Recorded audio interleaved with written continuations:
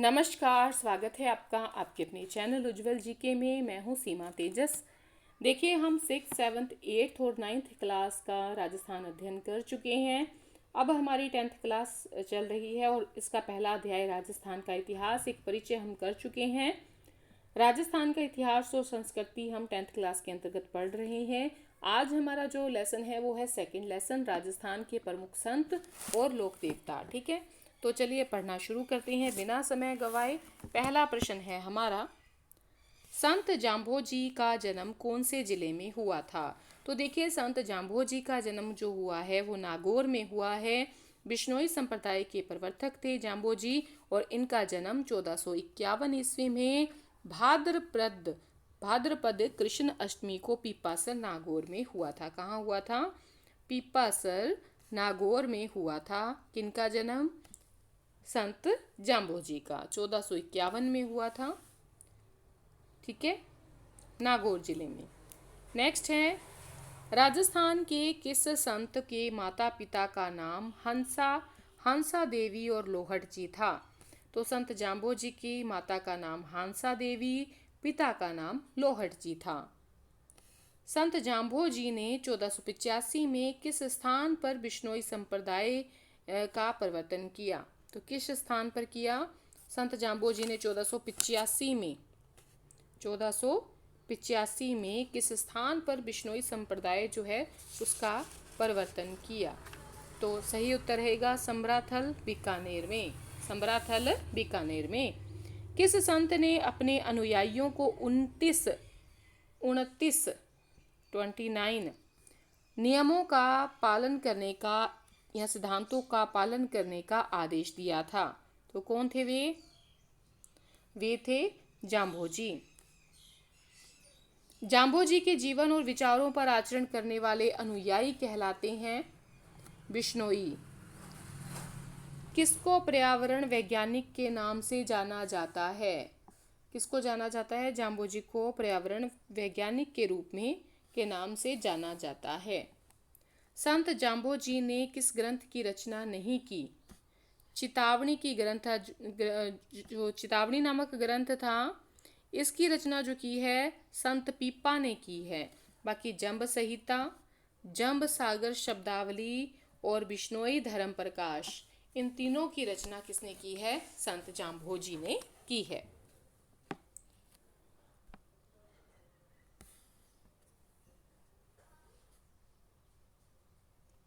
Next है, संत जाम्भोजी ने सन 1536 में अपना नश्वर शरीर त्यागा कहाँ था? तो लालासर में। संत जाम्भोजी ने 1536 में लालासर गांव में अपना नश्वर शरीर त्याग दिया था। तालवा के निकट इनको समाधिस्थ किया गया। यह स्थान मुकाम कहलाता है। वर्ष में 2 बार फाल्गुन और आश्विन अमावस्या को यहाँ पर मेला लगता है। आश्विन अमावस्या और फाल्गुन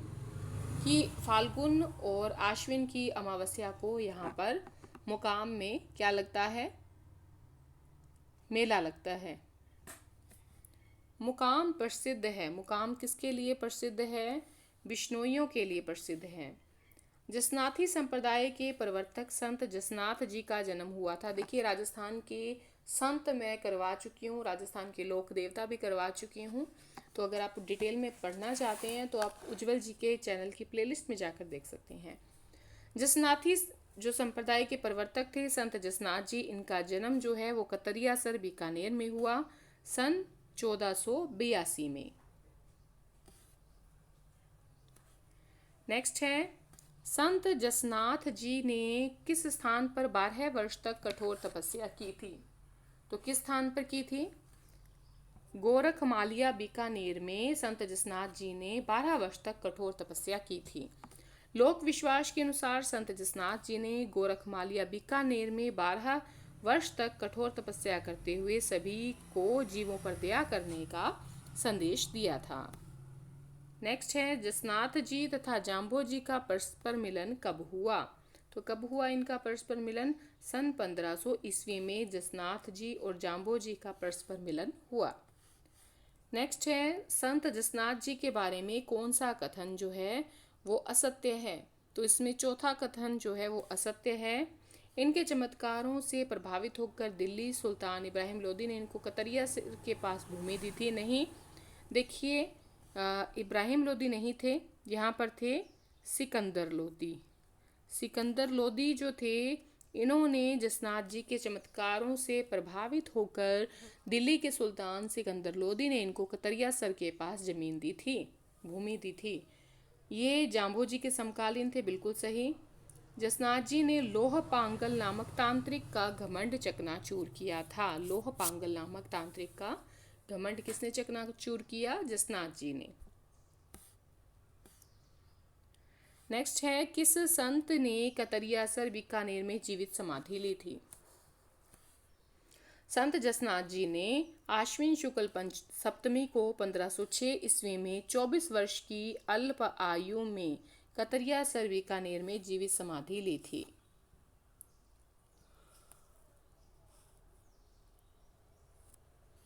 सिंभुधड़ा व कोंडा नामक ग्रंथों का संबंध किससे है? तो ये जसनाथ जी से संबंध है, सिंभुघड़ा और कोंडा नामक ग्रंथों का संबंध। देखिए, संत जसनाथ जी के उपदेश सिंभुधड़ा और कोंडा नामक ग्रंथों में संग्रहित हैं। नेक्स्ट है, संत जसनाथ जी की तपोभूमि और कर्म भूमि है, तो कतरियासर बीकानेर है संत जसनाथ जी की तपोभूमि व कर्म स्थली। संत जसनाथ जी का प्रसिद्ध मेला कतरियासर बीकानेर में वर्ष में कितनी बार आयोजित होता है? तो 3 बार आयोजित होता है। आश्विन शुक्ल सप्तमी को, माघ शुक्ल सप्तमी को, और इसके अलावा चैत्र शुक्ल सप्तमी को। आश्विन शुक्ल सप्तमी, माघ शुक्ल सप्तमी, चैत्र शुक्ल सप्तमी को संत जसनाथ जी का मेला 3 बार आयोजित होता है।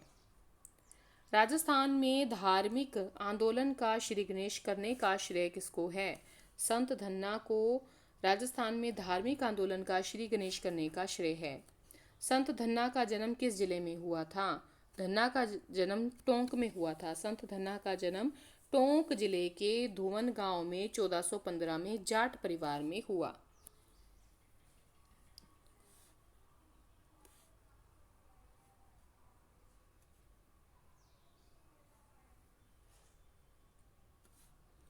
नेक्स्ट है, राजस्थान के वे संत कौन से हैं जो राजस्थान छोड़कर काशी गए और रामानंद के शिष्य बन गए? संत धन्ना जो थे, ये ऐसे संत थे जो राजस्थान छोड़कर काशी गए और रामानंद के शिष्य बन गए। संत पीपा और संत धन्ना काशी जाकर आचार्य रामानंद के शिष्य बन गए थे। किसके निवेदन पर आचार्य रामानंद अपने शिष्यों सहित द्वारिका यात्रा पर जाते समय गागरोन पधारे थे? गागरोन पधारे थे। कहाँ पर? संत पीपा के निवेदन पर आचार्य रामानंद अपने शिष्यों सहित द्वारिका यात्रा पर जाते समय गागरोन जो है वहाँ पर पधारे थे। संत पीपा का जन्म हुआ था, तो संत पीपा का जो जन्म हुआ था कहाँ पर हुआ था? ये गागरोन में हुआ था। ठीक है। नेक्स्ट है, संत पीपा जी की गुफा कहाँ है? तो गुफा टोडा में है, जन्म गागरोन में। संत पीपा के अनुसार मोक्ष प्राप्ति का प्रमुख साधन क्या है? भक्ति। कौन सा संत एक शासक था? तो संत पीपा जो थे वो गागरोन झालावाड़ के शासक थे।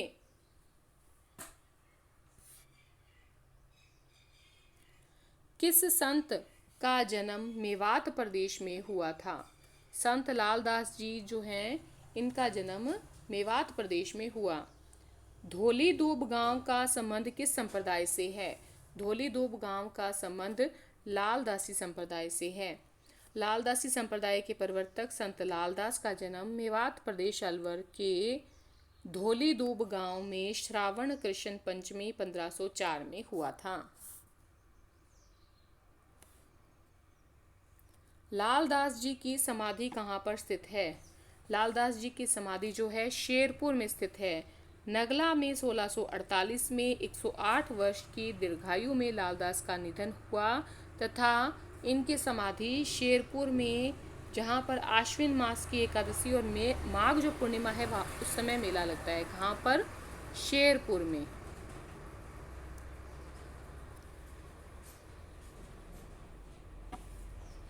किस संप्रदाय के अनुयायी मेव भी हैं? तो लालदासी संप्रदाय के अनुयायी जो हैं वो मेव हैं। मेव मुसलमान लालदास जी को पीर मानते हैं, पीर मानते हैं। ठीक है। नेक्स्ट है, निरंजनी संप्रदाय के संस्थापक थे। निरंजनी संप्रदाय के संस्थापक थे संत हरिदास जी। संत हरिदास जी का जन्म कहाँ हुआ था? कापड़ोद गांव नागौर में हुआ था। कापड़ोद गांव नागौर में संत हरिदास का जन्म हुआ। संत हरिदास जी का मूल नाम क्या था? हरि सिंह सांखला।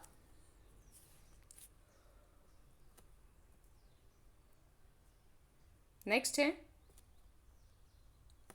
मंत्र राज प्रकाश और हरि पुरुष की वाणी किस संत के आध्यात्मिक विचारों का संकलन है? संत हरिदास। किस संत को राजस्थान के कबीर के नाम से भी जाना जाता है? संत दादू दयाल को राजस्थान के कबीर के नाम से भी जाना जाता है। किस संत ने बुढ़न वृद्धानंद नामक संत से दीक्षा ग्रहण की थी? तो दादू दयाल ने।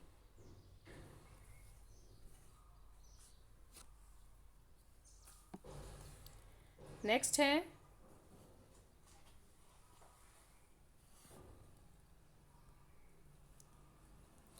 गरीब दास, मिस्किन दास, सुंदर दास, बखनाजी, रज्जब जी, माधो दास किस संत के शिष्य थे? तो ये सभी संत दादू दयाल के शिष्य थे। दादू दयाल के शिष्य थे। संत दादू दयाल ने अपना अंतिम समय किस स्थान पर बिताया था? नारायणा में बताया था। नारायणा। देखिए, संत दादू दयाल 1602 में फुलेरा के समीपवर्ती ग्राम नारायणा में आ गए और वहीं पर ज्येष्ठ कृष्णा अष्टमी 1603 को इन्होंने देह त्याग दिया। इनके पार्थिव शरीर को उनके निर्देश के अनुसार ही समीप के भेराणा की पहाड़ी के नीचे दादू खोल नामक स्थान पर रख दिया गया। दादू पंथी इसी स्थान को अत्यंत पवित्र मानते हैं।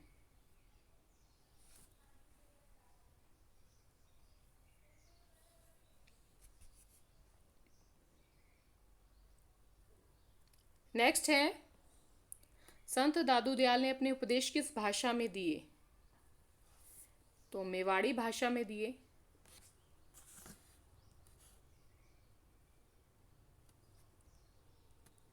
मुगल सम्राट अकबर द्वारा किस संत को फतेहपुर सीकरी आमंत्रित किया गया था? संत दादू दयाल को। कृष्ण भक्त कवित्री मीराबाई किस सदी की महान संत थी? 16वीं सदी की। संत मीराबाई का जन्म कहाँ पर हुआ था? कुड़की ग्राम में।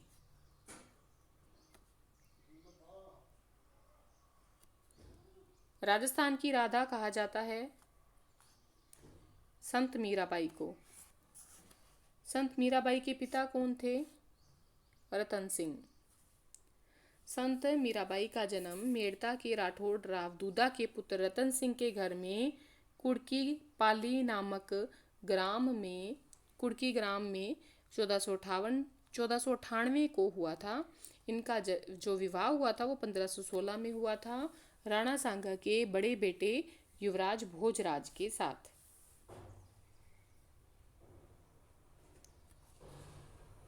संत मीराबाई ने अपना अंतिम समय कहाँ पर बिताया? तो द्वारिका में बिताया। मीराबाई अपने अंतिम समय में गुजरात के द्वारिका के डाकोर स्थित रणछोड़ मंदिर में चली गई और वहीं 1547 में अपने गिरधर गोपाल में विलीन हो गई। किसे राजस्थान की दूसरी मीरा के नाम से जानते हैं? संत राणाबाई। जो संत राणाबाई हैं ये राजस्थान की दूसरी मीरा के नाम से जानी जाती है। इनका जन्म मारवाड़ के हरनावा मकराना के पास गांव में हुआ था वैशाख शुक्ल तृतीया को 1504 में, और इन्होंने हरनावा गांव में फाल्गुन त्रयोदशी को 1570 में जीवित समाधि ले ली थी।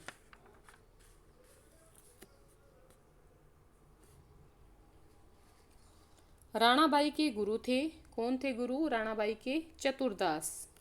मावजी का जन्म कहाँ पर हुआ था? मावजी का जन्म डूंगरपुर में हुआ था। साबला गांव में हुआ था 1714 में, डूंगरपुर में। संत मावजी किस संप्रदाय की संत मावजी ने स्थापना की थी? निष्कलंक संप्रदाय की स्थापना की थी संत मावजी ने। किस संप्रदाय की स्थापना की थी? निष्कलंक संप्रदाय की स्थापना की थी। नेक्स्ट है बेणेश्वर या वेण वृंदावन धाम की स्थापना किसने की? बेणेश्वर धाम की जो स्थापना की है संत मावजी ने की है। संत मावजी द्वारा लिखित ग्रंथ क्या कहलाते हैं? चोपड़ा कहलाते हैं। क्या कहलाते हैं? चोपड़ा। संत मावजी के प्रसिद्ध ग्रंथ चोपड़ा किस दिन ही बाहर निकाले जाते हैं? तो दीपावली के अवसर पर बाहर निकाले जाते हैं।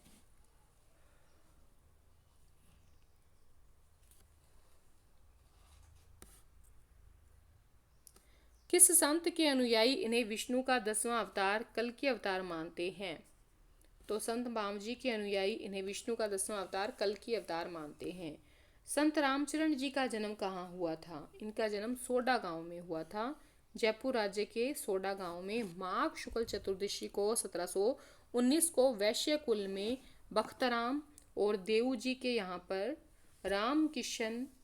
रामचरण जी का मूल नाम क्या था? रामकिशन।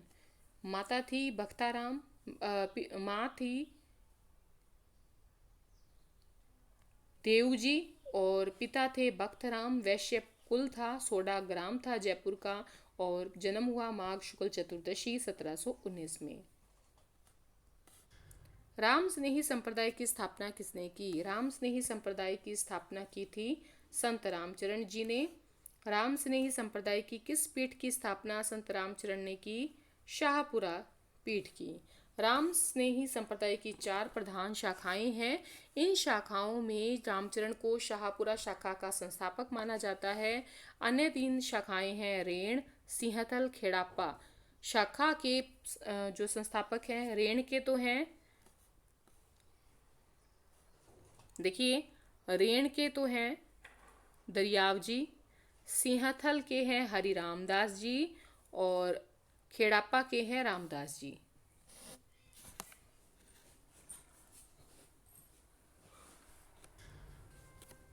और आज का हमारा अंतिम प्रश्न है, फूलडोल महोत्सव का संबंध किस संप्रदाय से है? फूलडोल का संबंध राम स्नेही संप्रदाय से है। तो आज के लिए इतना ही। महत्वपूर्ण 56 क्वेश्चन आज हमने देख लिए हैं। अगला जो चैप्टर रहने वाला है वो है राजस्थान के उत्सव, त्योहार एवं मेले, तीसरा अध्याय रहेगा। और आज के लिए इतना ही।